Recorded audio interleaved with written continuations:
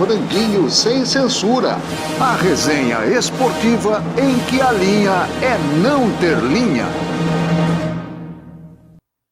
Olha só, gente, olha quem está com a gente hoje no nosso programa Franguinho Sem Censura. Eu acho que a gente não merece tanto. Maestro João Carlos Martins, que prazer ter o senhor aqui. E eu prometo ao senhor que nós vamos ter uma conversa, uma resenha boa, e não vamos ser tão rápido quanto quer o senhor. Foi no teclado de tocar as 88 notas, ida e volta, em 9 segundos. Nós vamos conversar muito mais do que 9 segundos. Seja bem-vindo, maestro, mestre João Carlos Martins. Muito obrigado pela sua presença aqui no nosso programa. E estamos também com o clã todo aqui dos Martins. O Janca, nosso grande amigo, meu grande amigo dos tempos de Sport TV, está com a gente também para essa resenha. Maestro, muito obrigado. Fique à vontade. É um prazer enorme ter o senhor aqui. Bem, em primeiro lugar, vamos dobrar a aposta. São 176 notas, ida e volta, tá bom? É que é ida e volta, né, maestro? Em 9 segundos. Mas valeu a intenção, tá bom? Porque realmente o piano tem 88 notas na ida. Mas como é ida e volta, né? E São como 176. coisa simples, como desafio simples não é desafio para o senhor, o senhor bateu e voltou, foi isso, né? Vamos... Isso, bateu e voltou. E você, Ailton? Então é um amante do esporte também, certo? Ah, sem dúvida. Da música e do esporte. Da música e do esporte? Isso, das músicas e do esporte. Veja a diferença entre nós dois. Eu sou do esporte e da música. Ah, que bom, que bom.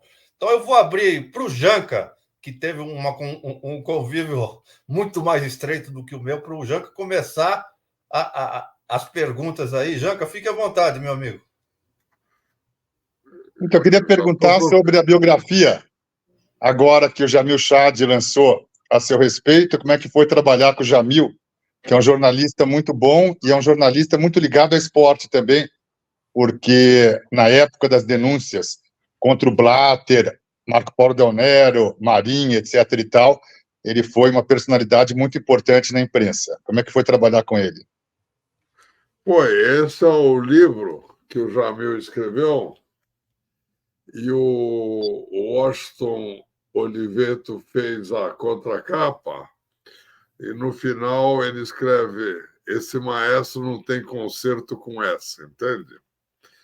Agora, trabalhar com o Jamil é realmente uma experiência incrível de vida, não só pela cultura geopolítica dele, do planeta, pelo grau de informação que ele tem dioturnamente. Ele chega a receber 600 WhatsApps por dia com informações. E ele realmente vai muito fundo. Então, ficamos alguns dias juntos, depois conversávamos de Genebra. Ele jamais colocaria uma palavra que não fosse a verdade, mas, ao mesmo tempo, tudo ele conversava comigo como é que estava sendo escrito.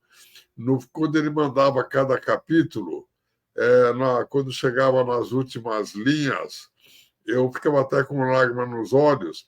Ia ter um 13º capítulo que ia se chamar Sinfonia Inacabada, e a página ia ser em branco, assinado Jamil Chad. Mas depois não se chegou a esse consenso. Maestro, eu assisti o filme, né, João, o Maestro, achei um sensacional filme, e o livro eu já encomendei para chegar. O que o senhor poderia dizer o que tem no livro e não tem no filme, o que tem no filme e não tem no livro? O filme é mais ficcional, ou ali tudo é verdade? O que tem no livro que não tem no filme e vice-versa?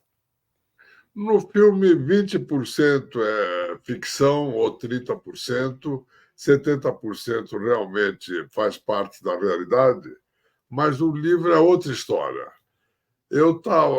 Já fizeram... Teve um livro nos anos 90, no final dos anos 90, que eu adoro, feito por um dos maiores críticos americanos, chamado David Duval. Mas esse livro era perguntas e respostas, principalmente sobre Johann Sebastian Bach. E é um crítico maravilhoso e eu fiquei felicíssimo. Depois tiveram 3 livros aqui. O primeiro para uma pessoa maravilhosa, mas ligado ao esporte. E eu não me envolvi tanto.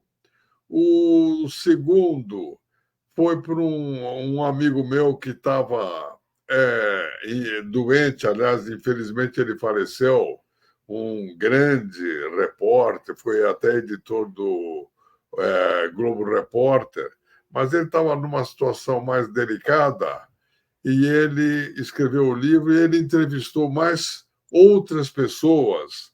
Eu não me envolvi tanto. E, finalmente, teve um livro chamado João de Aze, para escrever uma história sobre A até Z, um pensamento. Para esse livro, é melhor chamar o Leandro Carnal ou o Cortella, que eles fariam um trabalho melhor do que um pianista. Então, foram 3 livros que a editora se envolveram, mas eu não me envolvi para valer pessoalmente.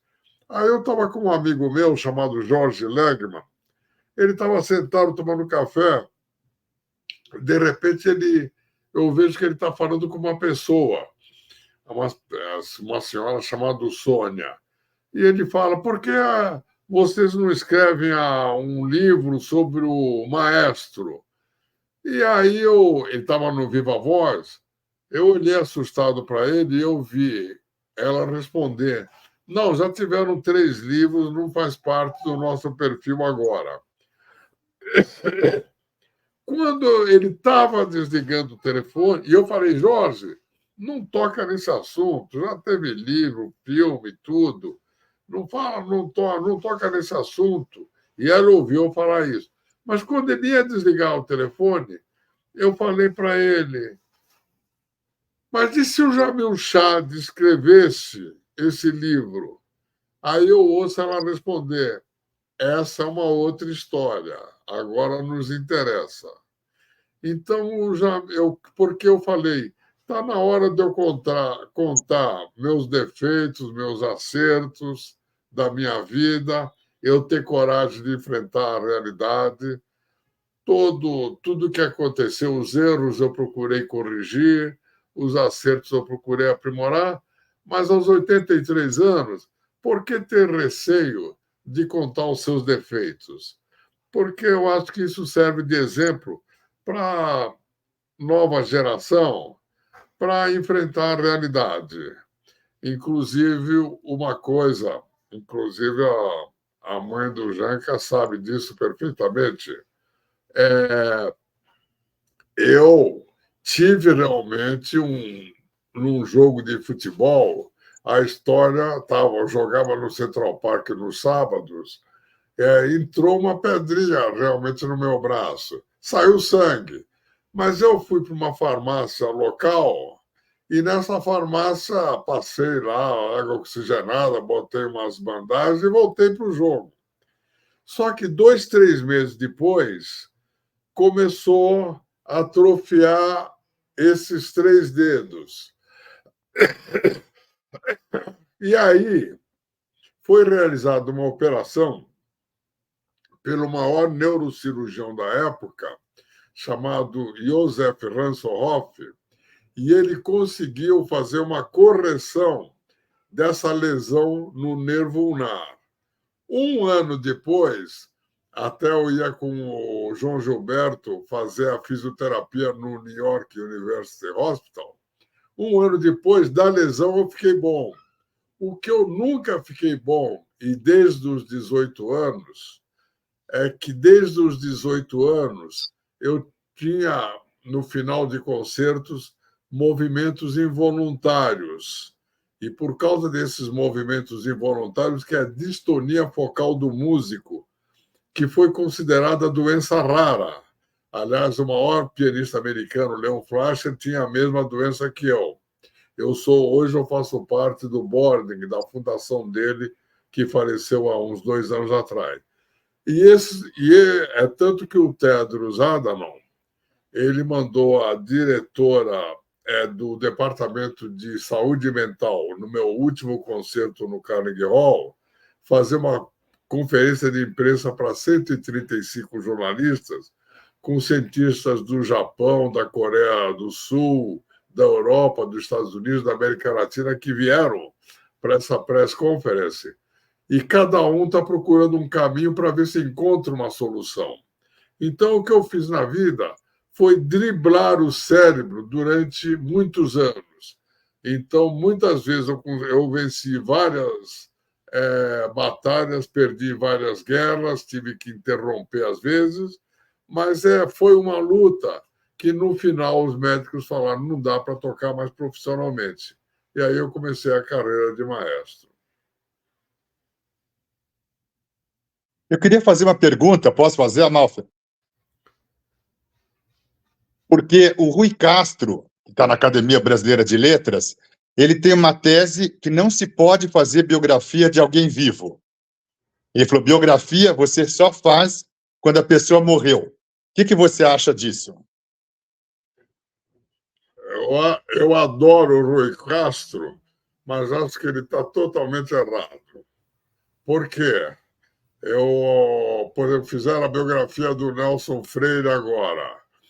E nessa biografia contaram particularidades que ele não tinha autorizado.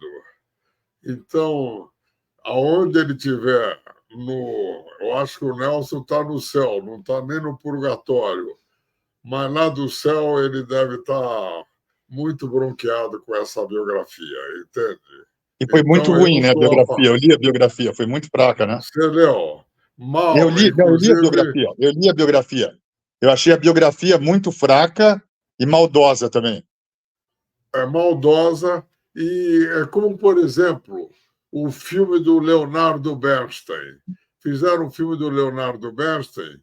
Não interessa a vida privada dele, interessa a parte do que ele foi como músico. E como músico ele foi um dos maiores músicos da história. Mas entraram na parte particular. A parte particular é problema dele, não é problema cada um tem a sua vida e ninguém tem que se intrometer na vida de ninguém. É isso que acontece. Também não gostei do filme do Bernstein, da biografia do Nelson. Eu também não. Também não. Também não. Você assistiu o filme? Assisti o filme, também não gostei.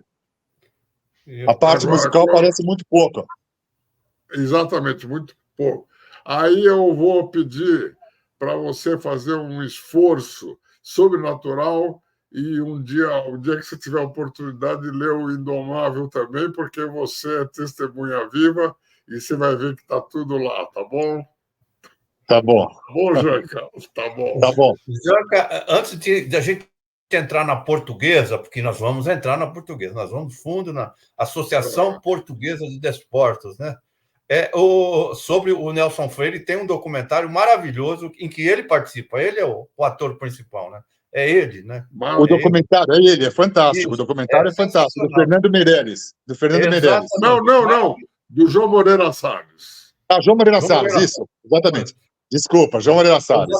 Já assisti umas 4 vezes, acho que o maestro merece uma dessa. E não, agora... tem um documentário meu chamado Die Marte Spaß, que ganhou 4 festivais internacionais. Esse documentário está muito ligado à realidade, feito pelo canal Arte na França e por uma diretora alemã chamada Irene Langmann. Ele ganhou o Festival de São Petersburgo, de Biarritz, o Festival da Metro nos Estados Unidos e ganhou um festival no Canadá. E concorreu em 5 festivais, dos 5 ganhou 4. Maestro, vocês são torcedores da Portuguesa, podem falar melhor do que eu. Não dói o coração do senhor? Com licença. Pois não. Eu sou torcedor da Portuguesa, ele fala que é torcedor da Portuguesa também, ele gosta da Portuguesa, adora a Portuguesa, mas o verde da Portuguesa na camisa dele é preta, porque o São Paulo está acima. Bom, aí eu não vou entrar nessa pendenga, mas não dói o coração de vocês, torcedores da Portuguesa. Eu já trabalhei lá, o Janca também já trabalhou.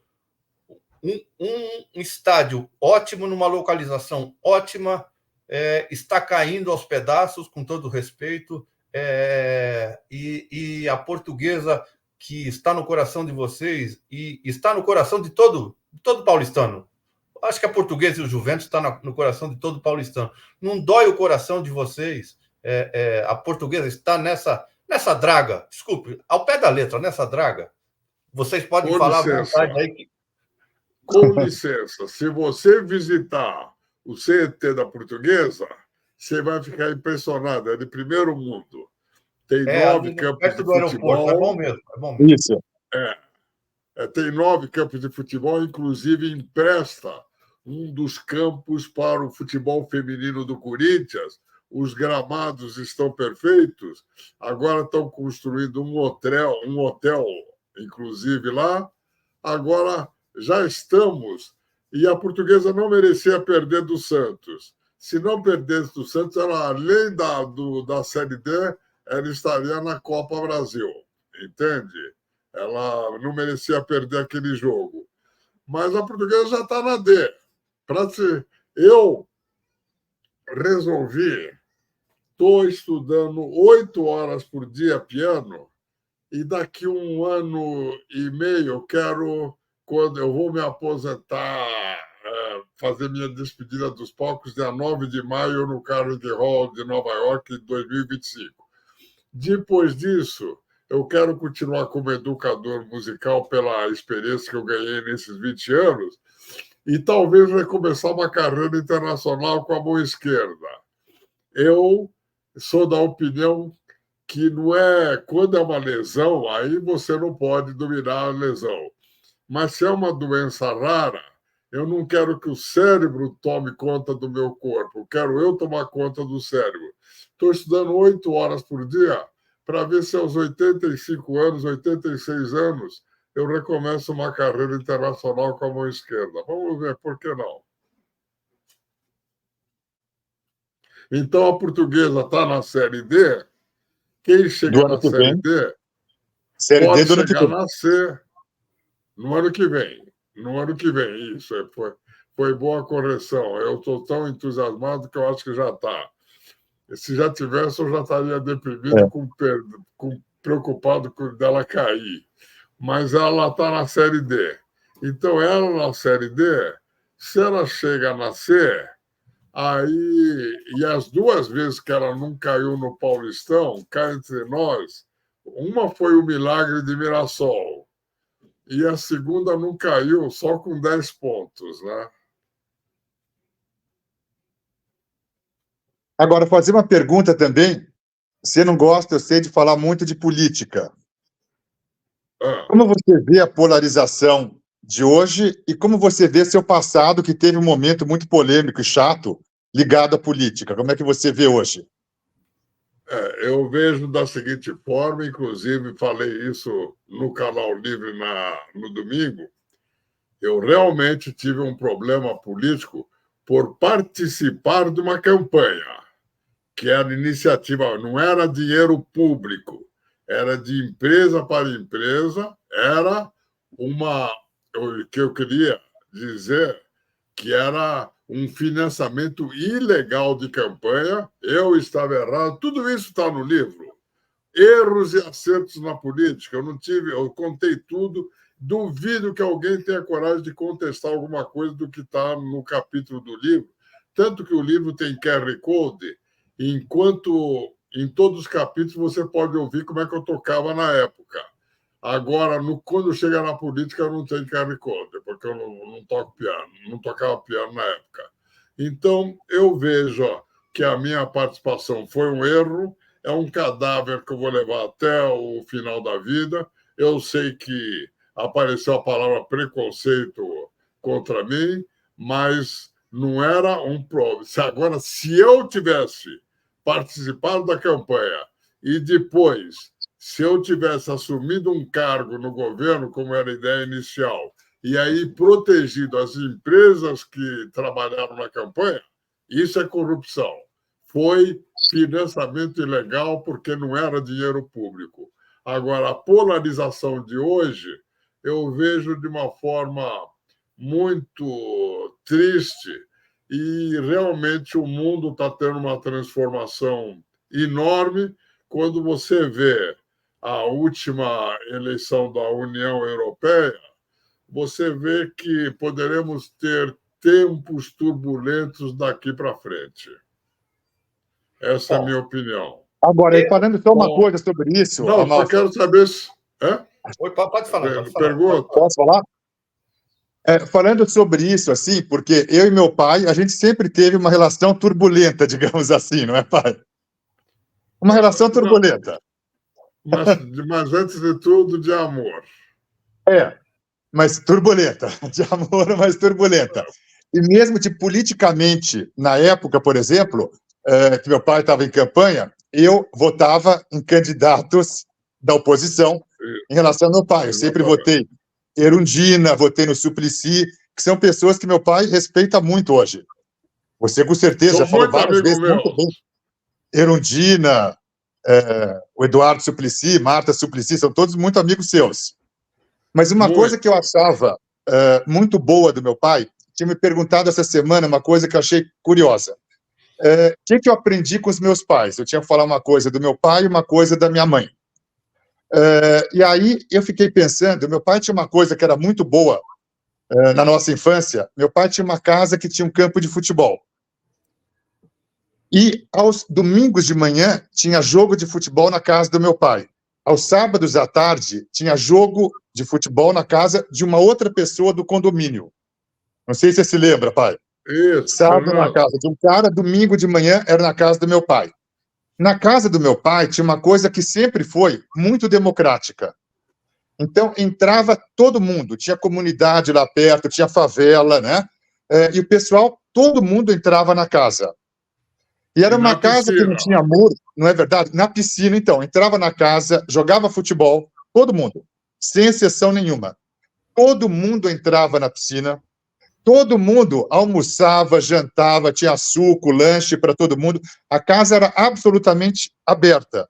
E meu pai tinha mania, não sei se ele tem ainda hoje, ele mora em apartamento hoje, mas ele não trancava as portas, mesmo à noite. Então, à noite ficavam fechadas, durante o dia era tudo aberto. E a casa era uma casa de todo mundo, era uma casa da comunidade. E a gente ia jogar aos sábados numa outra casa de condomínio, e na outra casa, o pessoal da comunidade, eu não sei se meu pai se lembra disso, entrava por trás. Eles não tinham acesso à casa. Acesso à casa tinha quem morava no condomínio, porque, em tese, era o pessoal que tinha mais recursos financeiros, aquela coisa que iam dizer, cidadão do bem, né? Então, na casa só entrava quem morava no condomínio. O pessoal da favela, da comunidade, todo mundo entrava por trás. E a gente entrava por trás com todo mundo. E todo mundo lá, realmente, adorava meu pai. Então, a gente aprendeu muito essa coisa da Maria da Conceição Tavares, que morreu agora com 94 anos, quando ela falava, por exemplo, economista que não pensa na desigualdade social, que não pensa na base da pirâmide, que não pensa em quem paga imposto, quem sustenta, que é o povão, não é um economista sério. É qualquer coisa, menos um economista. É um tecnocrata. Então, esse foi um exemplo que realmente eu tive de você trabalhar a igualdade social. Não é porque os outros moram em favela, comunidade, não podem entrar na casa, que a gente pode. Então, a gente também não entrava. A gente entrava com eles e saía com eles. Então, essa foi uma coisa que eu aprendi com meu pai. E com minha mãe eu aprendi uma coisa... Hã? Nem ducha tinha para... Exatamente, nem ducha tinha. Exatamente, a gente saía sem ducha, nada. Mas era sempre... Raiz total, né? Futebol raiz futebol total. Raiz total. E era um pessoal que gostava muito do meu pai. Então, você via, na hora que ele teve problemas políticos, foi esse pessoal que foi ficar ao lado dele. E dele eu lembro também, quando ele foi secretário de Cultura do governo, que eu não gostava, foram 10 meses, o Marim foi governador durante 10 meses, mas ele foi secretário da Cultura, e eu era pequeno, mas eu lembro que a Secretaria de Cultura era totalmente aberta para os artistas.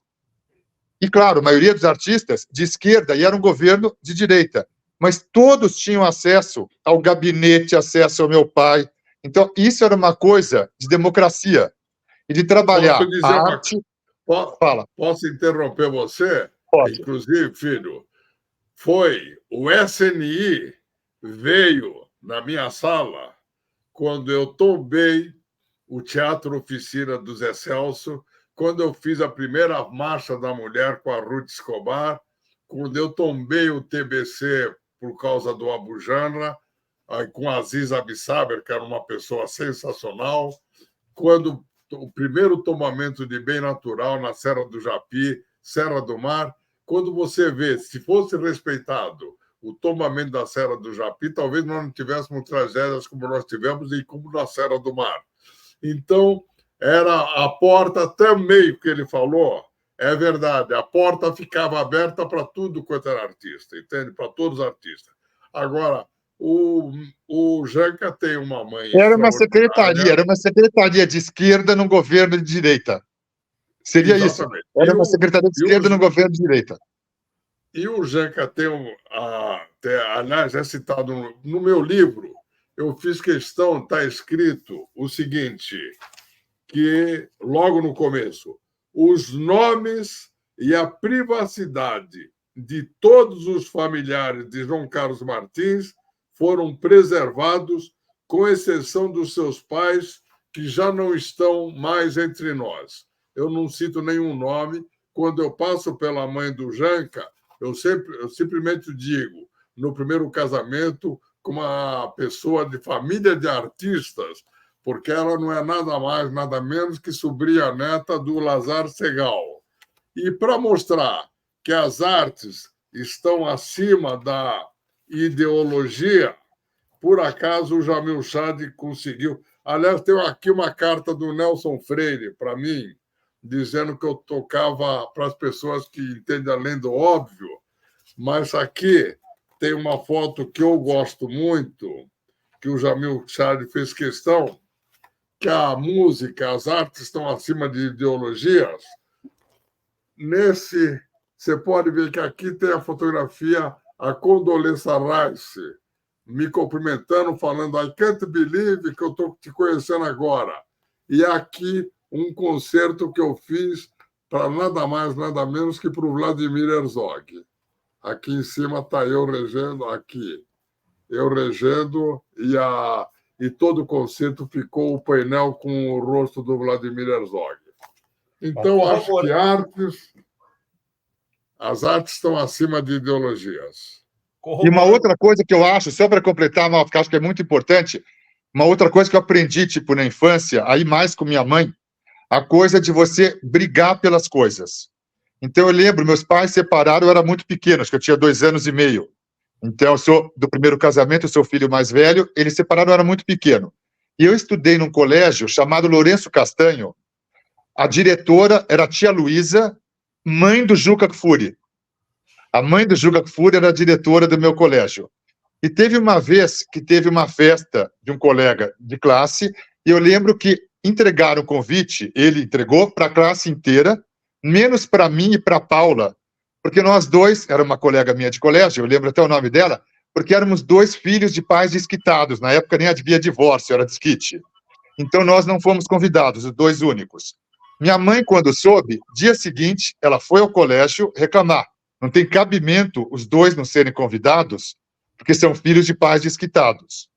E a mãe de um amigo meu, que eu reencontrei há pouco, o André, a Egli era a mãe dele, ela me dava carona, revezava na hora de pegar da escola. Dia seguinte, ela era casada, é casada até hoje, mas o André era meu melhor amigo na infância, e ela chegou na escola dia seguinte e falou, se o João Carlos não for, o André também não vai. Falaram com a tia Luísa, a mãe do Juca, ela falou, não tem cabimento no convidar, fomos todos convidados no final, então acho que é muito importante você lutar também pelos seus direitos, lutar contra preconceitos, lutar pelas minorias, e até, eu torço hoje mais para a portuguesa justamente por isso, porque a minoria é a torcida pequena, sabe? É a torcida da resistência. Eu acho que isso é muito importante nesse mundo de hoje. Isso eu aprendi muito com os meus pais, cada um ensinando de um jeito, mas acho que foi uma coisa importante e que eu tento aplicar para o meu dia a dia. Eu queria falar isso. Só que o filho mais velho saiu melhor que os pais. Corroborando esse depoimento lindo que você deu, Janca, e até emocionante, que isso não vai estar no Canal Livre, vai estar no Franguinho. O maestro, ele atende o telefone. Então, ele não foge de ninguém, ele atende o telefone. E eu queria citar um verso do meu compositor preferido, Wilson Batista, que fala que tenho pena daquele que se agacha até o chão, enganando a si mesmo por dinheiro ou posição. Nunca tomei parte desse enorme batalhão, pois sei que, além de flores, nada mais vai no caixão. Eu sou assim, quem quiser gostar de mim, eu sou assim. Então, é muito lindo isso que você falou, essa conversa entre pai e filho. E, maestro, desculpe aqui. Ó. Só tem uma interrupção minha. A partir de hoje, eu não vou fazer mais programa com meu filho, porque eu viro coadjuvante. Entende? Maestro, no livro do senhor me perdoe, eu vou ser egoísta mais um pouquinho, tem um capítulo chamado João e Johan.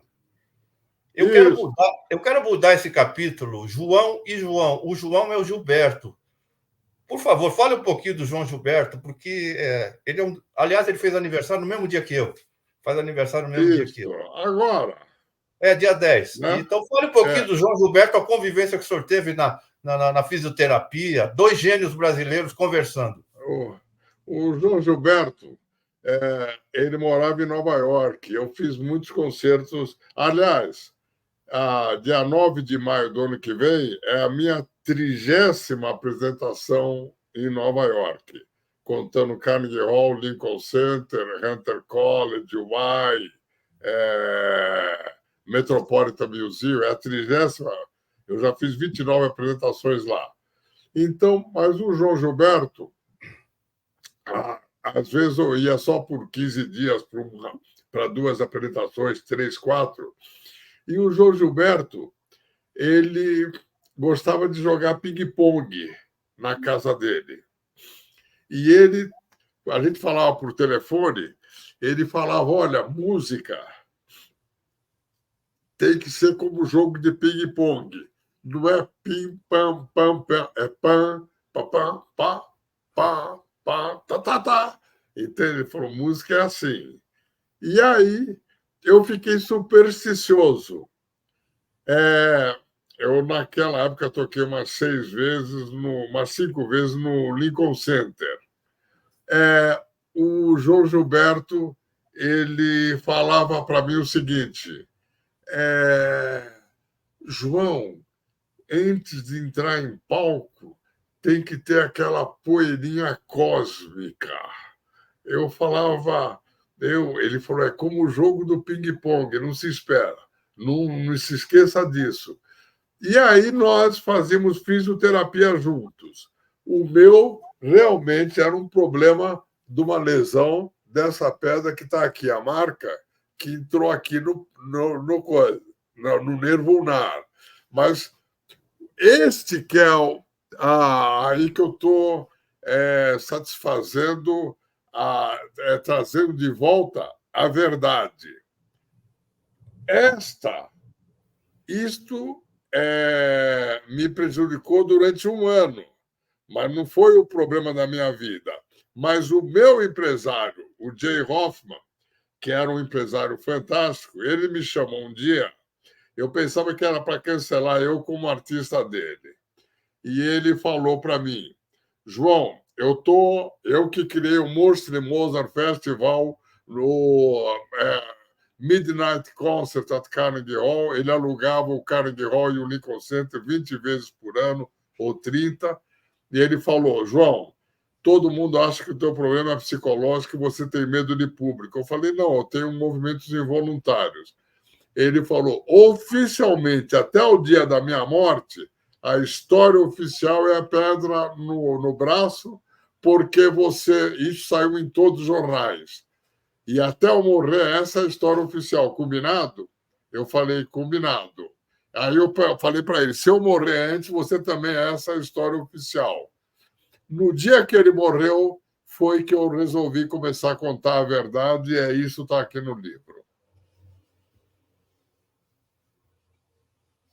E aí ia perguntar também o Tom Jobim, a sua relação com o Tom Jobim, que ia na sua casa também.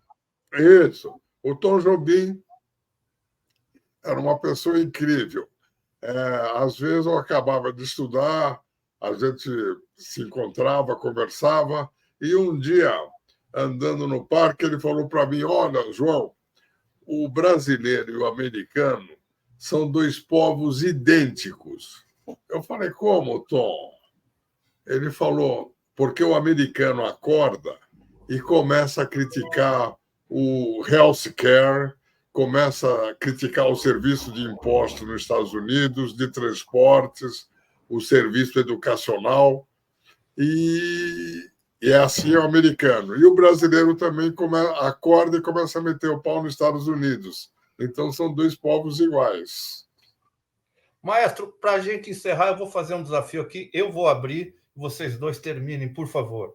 Eu vou escalar minha portuguesa de todos os tempos, meu amigo Janca, a dele, e o senhor escala a sua. Eu vou de Rodolfo Rodrigues, Djalma Santos, Marinho Pérez, Daniel Gonzalez e Zé Roberto. Vou deslocar o Lorico para volante, de Cá e Denner. Eu sou sempre 4-3-3, tá? Eu sou do 5, 8 e 10. 7, 9 e 11. Julinho, Enéas e Pinga. Esse é meu time. Agora posso falar o meu? Opa, por favor. Muca, Nena e Noronha. Djalma Santos, Brandãozinho e Ceci. Julinho, Renato, Nininho, Pinga e Simão. Esse time de 1953 foi um dos melhores times que nós tivemos no Brasil. Agora, qual que é o do Janca? Não, agora esses eu não acompanhei, tá certo? Denner, Enéas, eu entendo, talvez tivesse que estar em qualquer time da Portuguesa também, mas o que mais me impressionou, até porque eu pude trabalhar de perto com esse time, foi de 96 do Candinho, que tinha Rodrigo Fabre, capitão, César, Emerson. Eu achava um time muito bom. Eu pude acompanhar, eu trabalhava na época na Folha de São Paulo, eu pude cobrir esse time. A Portuguesa, não sei se vocês se lembram, entrou em 8º, era um brasileiro diferente, e aí era mata-mata, e aí eu estava cobrindo a Portuguesa, e aí fiquei cobrindo a Portuguesa até o final. E eu colocaria, inclusive, eu sei que a maioria vai colocar Otto Glória como técnico, eu colocaria o Candinho, porque aquele time era para ser campeão brasileiro em 96. Foi uma pena o último jogo, foi por detalhes, para mim seria o time de 96. Escala, mesmo então, sem Enéas, mesmo sem Enéas, mesmo sem Denner, Julinho, seu Julinho. Mesmo sem Julinho, esses eu não acompanhei, Julinho não. Eu também não. Mas eu lembro que a gente tinha muitos jogos da Portuguesa, na minha infância, eram muitos jogos da Portuguesa e muitos jogos do São Paulo. Eu torcia bastante para o São Paulo, aí teve uma época, quando eu trabalhei na Folha, eu me desencantei. Quando você começa a trabalhar com bastidores de futebol, você perde, assim, um encanto. Eu gostava, na época, do Tele Santana, eu pegava as colunas do Tele, eu que o entrevistava, eu era o ghostwriter do Tele Santana, e eu escrevia as colunas dele para a Folha de São Paulo. Então, essa época eu gostava muito. Depois que ele saiu, eu fiquei muito desencantado com o São Paulo durante muitos anos, mas muitos anos. E aí eu estava com a Portuguesa. Esse ano, agora, eu voltei, depois que ganhou a Copa do Brasil, aí eu voltei a me encantar com o São Paulo. Eu sei que meu pai adora o Dorival Júnior, que está na seleção, ele se apresentou até na orquestra do meu pai. Eu gosto do Dorival, eu gosto dele como técnico, mas eu prefiro agora o que está acontecendo no São Paulo. O Carpini não deu certo, esse argentino eu estou achando assim sensacional. Eu virei fã de carteirinha. Bom, pessoal, que coisa emocionante ter pai e filho aqui, e que coisa linda, sincera, aberta. Como eu disse, o maestro atende o telefone, o Janca atende o telefone, não se esconda. Eu queria agradecer demais, maestro, e ao Janca também, esse depoimento que vocês deram para o pessoal que acompanha o nosso programa Franguinho Sem Censura. E, maestro, volte quando quiser. Muito obrigado. Janca também. Muito obrigado, viu? Muito obrigado também. Com licença, Ailton. Espero que esse tenha sido capítulo 1. É como a Casa de Papel. Tá certo? Vamos ter episódio 2, 3, se Deus quiser, tá bom? Muito obrigado, maestro. Prazer. Um beijo para você. Obrigado a vocês. Obrigado, Tchau, Amal. obrigado. Tchau. Obrigado. Tchau. Pode desligar, tchau. Eu tinha uma coisa para vocês. Eu estava assistindo aqui, o time do Amal, o time do maestro não ganha do time do Amal. Não ganha por quê? Não ganha. O time do Amal foi na seleção brasileira, rapaz. O do meu pai, não? Você achou? O do maestro eu não conheci. Maestro, eu deixei o Ivair de fora, tá? Eu deixei o Ivair Eu de sei, fora. o príncipe. O príncipe. Não, mas tem uma coisa. Ô, Toné, só para você. Quantos anos você tem, Toné? 80. Eu tenho 83. Então, em 53, eu vou fazer 84 daqui uma semana. E o Janca vai fazer agora, dia 19, é dia do aniversário dele, 5 dias antes de mim. Então, o que eu digo para você é o seguinte, Toné. 58. É um menino. 58. 18. Quero dizer uma coisa para você, Você Toné. e o Chico Buarque. Esse time, naquele tempo, não tinha Brasileirão. Eram seleções que jogavam, você sabe, nos anos 50. Seleção paulista sempre acabava na final, geralmente, a paulista com a carioca. Sabe quantos jogadores da Portuguesa foram convocados para a paulista? 9. 8. E sabe quantos jogadores da Portuguesa foram convocados para a seleção brasileira? 4. Naquela época. Era um timaço. Ganhou num domingo de tarde por 7-3. Aliás, aconteceu uma coisa que foi dramática. O Janca, eu e o Adinho, o irmão do Janca, nós fomos assistir um Português e Corinthians. E no de Canindé? repente, não do Canindé. Português e Corinthians no Morumbi. Estou falando um que fecharam o portão e ficaram 10 mil pessoas querendo forçar o portão. E, de repente, o irmão dele sai correndo e eu saio desesperado atrás do irmão dele, o Adinho, e nós íamos junto com o povão. Uma outra vez nós fomos assistir um jogo duplo no Pacaembu. Era Juventus e um time português e Guarani. Um frio, das 8 às 10 um jogo, outro jogo das 10 à meia-noite. Mas um frio assim de matar. E nós assistindo. E tinha perto de nós atrás um cara com uma camisa, nós tudo encapotado. E o cara não se manifestava, nem falava que estava torcendo para um, para outro, a rodada dupla. O relojão lá do Itaú marcava 7 graus ou 8 graus. De repente, esse cara não falou nada. Quando faltavam uns 5 minutos para acabar o segundo jogo, eu só vejo ele falar: ai, não aguento! E foi embora. Só isso. Franguinho sem censura. A resenha esportiva em que a linha é não ter linha.